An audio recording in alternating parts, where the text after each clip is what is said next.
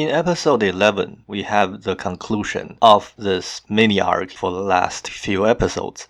I feel like I need to elaborate a little bit on the flaws of this essentially artistic licensing to set up the potential conflict in the first place. For most Chinese dynasties, the rear palace consists of one empress and a few concubines of different rank. For each concubine rank, there is a certain quota on how many concubines you are allowed to have as an emperor. And that was the usual case, which the show got this part right. The difference though is that throughout history, we've seen emperors being demoted and other emperors being promoted pretty often, mainly because after all, empress was supposed to be the head of the rear palace, so the title alone holds a pretty special prestige, whereas even for the high-ranking concubines, the quota might be there, but they're either often not filled to the quota, and emperor might have less than the allowed number of concubines in the certain rank, or the emperor might exceed that limit, and generally speaking, there wouldn't be a vacancy problem where you have to vacate one concubine from a high-ranking position so that another one moves in. That's actually not the case most of the time. Usually concubines get demoted sheerly on demerit alone, which means that they themselves have done something wrong to warrant the demotion, not to make way for people to move up the rank. Although there's a set quota, emperors can always give you an add-on title on top of certain rank to basically push your rank up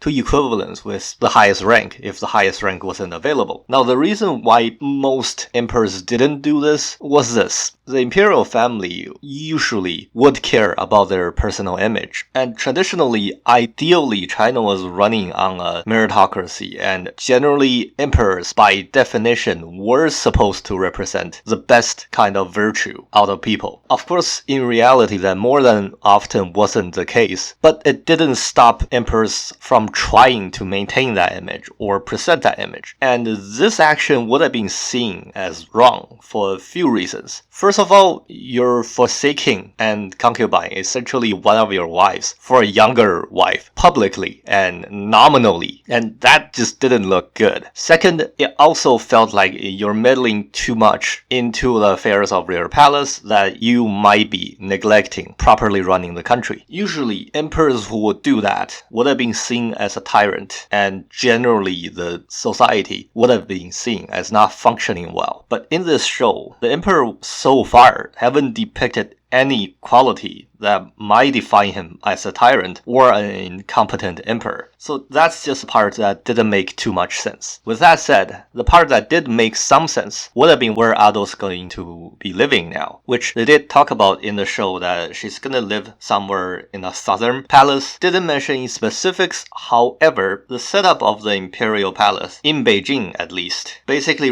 was like this. You have the rear palace, which is up north, and then you have the front palace, which is down south. Usually the Empress Dowager, Emperor's mom essentially, lives on the far south end of the rear palace, alongside with all the concubines of the previous emperor. Except maybe when the concubines of previous emperors might have children of their own, and depends on dynasty. Sometimes they get to live with their children who were living outside the imperial palace. That's not always the case. A lot of the times, these older concubines would have been kept in the rear palace for more or less a hostage situation. That is, their children might be princes of different subdivided domains, and something to keep them from essentially rebelling would have been keeping their mom in the rear palace. Therefore, they think twice before they want to consider actually launching a rebellion or a revolt. In particular, the Empress Dowager would have been living in the southwestern part of the rear palace, which is essentially on the west side of the center in terms of the entire palace complex.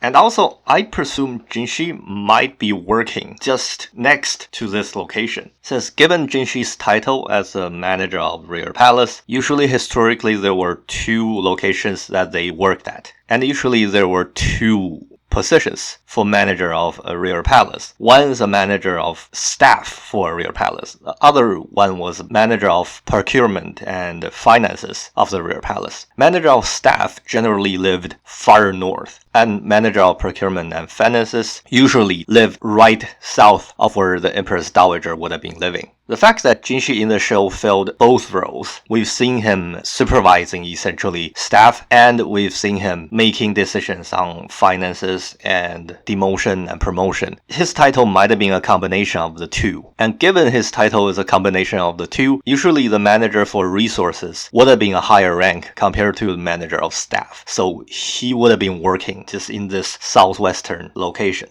In terms of Feng Ming's punishment, the show is pretty accurate, depicting what would happen if someone was found to have done what she has done. Except for the fact that, generally speaking, most penal code, criminal codes in ancient China would have punished her personally much harsher than what happened in the show. In the show, she was sentenced to hanging, and if we remember from what I talked about last episode, hanging is actually considered the least form of punishment out of all capital punishment, death sentence essentially, in ancient China. There was hanging, there was cut in half, horizontally cut in half on the waist side, and then there was public decapitation, beheading, and the top form would have been death by 1,000 cut. And generally speaking, what she has done in this show would have been considered treason, and treason usually would have been sentenced to death by 1,000 cut. It's totally understandable that she might be sentenced less harshly, given the fact that Ado might have asked for a less sentence from the emperor, or the emperor might have basically commuted her sentence down to a lower degree. So that's not out of the scope of reality. It's just that usually people would have been sentenced to a much harsher death method. What will happen to her family though, that was also pretty typical. If somebody was found to have committed treason, usually the male member of the immediate family and close enough extended family would have been executed as well, and female members would either be forced deported, forced relocated, or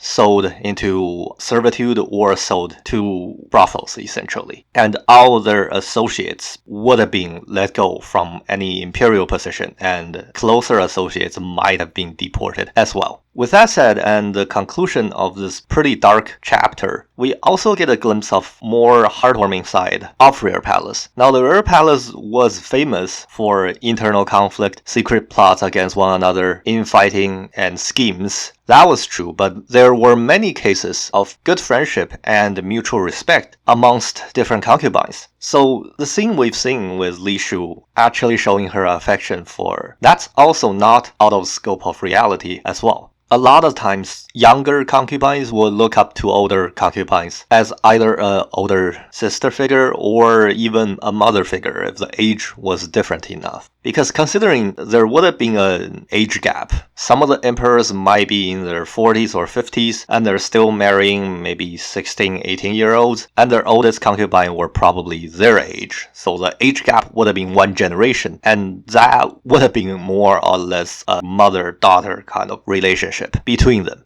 Then Mao Mao's suspicion of baby swapping between Ado and the Empress Dowager, although we've never seen the exact same kind of scenario in formal history, we've at least seen one case recorded for someone replacing one nobleman's baby with another baby to save the nobleman's baby from death, essentially sacrificing their newborn to protect the nobleman's child. And we've seen plenty of these stories in folklores and folk legends. The most famous one being one from Justice Bao, which was a folklore which was also adopted into different operas and then into TV shows. It's somewhat based on reality, but they've made the story more compelling by adding the baby swapping. So basically the legend goes that one emperor had two pregnant concubines, and he made a decree that whoever gave birth to a son first, the son was gonna be made the crown prince, and the concubine would have been promoted to empress. This one concubine gave birth first to a son, and the other concubine, wanting more power and also jealous, secretly plotted to have the baby taken away and replaced with a dead animal, and claiming that this concubine gave birth to a cursed dead animal instead, which the concubine that gave birth first was essentially locked up, and the other concubine rose to power by giving birth and having a child. So the other concubine plotting against the concubine that gave birth first also wanted to dispose of the newborn child. But one nobleman who was the emperor's relative found out and decided to replace the child with his own to protect this baby who would have been the crown prince. And then the plotting concubine, now the empress, tried to kill the concubine who gave birth first, but she managed to escape and was begging on the street as a street beggar for about 20 years. During this period, the emperor's own son actually died, and since they didn't manage to have any children anymore, the emperor decided to adopt, and they actually adopted the son of the nobleman, unknowing to them that this was actually the prince that was supposed to be secretly killed by orders of the empress. So for 20 years, nobody really found out about it except for the nobleman who wouldn't dare speak out because he might be executed because of this. Then the new emperor, who was his baby that grew up, ordered this justice bell for an official bureaucratic business outside the imperial city. And this justice bell happened to came across said concubine that was begging on the street, and she announced her grievance. And Justice Bell believed her because she showed enough knowledge of court antics and physical proof. And there were people secretly telling him the truth. Not fearing the power of the now Empress Dowager, he actually brought the whole case to trial. And the emperor found out as well. And the Empress Dowager had to commit suicide. And people that helped her plot this were executed. And this concubine, the new emperor's actual birth mother, was invited back to the palace and made the new emperor Dowager. We don't have the same kind of story in this show, but generally speaking, that was the most famous baby swapping story, and we had something somewhat similar suggested and suspected by Mao Mao here, which was that essentially they swapped the emperor's brother with the emperor's own son, and somehow the emperor's brother was the one that really died, and what we thought of as being emperor's brother would have been the emperor's actual son, who would have been Jinshi. So that's only a suspicion, and Mao Mao didn't want to jump into any conclusion, because as the nobleman was fearing for their life, she thought she probably shouldn't say anything because if she stepped on the wrong toe, then she might be fearing for her own life as well. The last bit I want to talk about would have been for the flower that Mao Mao was sucking on, essentially. And that's actually a rhododendron. And rhododendrons, like what Jinshi said, rhododendron flowers would taste like that. It's a little bit sweet, not too sweet. And as Mao Mao said, it is actually also toxic. But interestingly enough, more toxic to horses than humans. If you try a few flowers like this, you wouldn't actually be poisoned in any way. Usually there wouldn't be an effect, unless if you're allergic. But if a horse eats a certain part of this plant, the rhododendron, then the horse may easily die. For a human, you'd have to eat a lot of these flowers in order to have any ill effect. Generally speaking, either hallucination, diarrhea, or stomach pain, or in the most severe case, death. But if you just eat like a few flowers, one or two, like what Jinshi did and Mao Mao did, then you're actually okay. Now, I speak about this from experience because I used to do that as a child because rhododendron was quite readily available. And I used to just pluck one or two flower off and chew on the end. It's like an improvised snack essentially, and so far I haven't died, so it wouldn't kill you if you just try like one or two. So we've come to the end of episode 11, and the next episode, episode 12, is the end of the first quarter of this anime, which subsequently is also the end in terms of story of the first volume of novel. Basically, we're getting 2 quarters. I assume we're getting through 2 volumes of this show. And after episode 12, we're directly just gonna connect to episode 13, and then episode 14 releases this week. So that's a nice continuation from there onward. So, see you guys next episode.